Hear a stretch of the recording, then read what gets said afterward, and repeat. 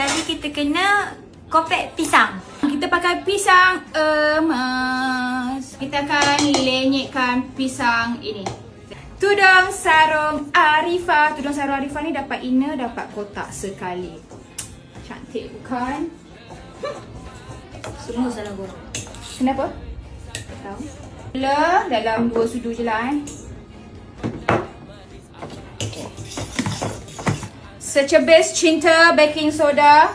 Secebis cinta garam. Masukkan tepung gandum. Kita masuk sikit-sikit dulu untuk kepekatan dia. Okey, kacau dulu. Mak tak pakai air nah. Macam dia agak lembut, kita tambah lagi ya. Okey, kacau. Okey. Mak babat ni. Napis pula sebesar lem. Betul. Tada, dah siap.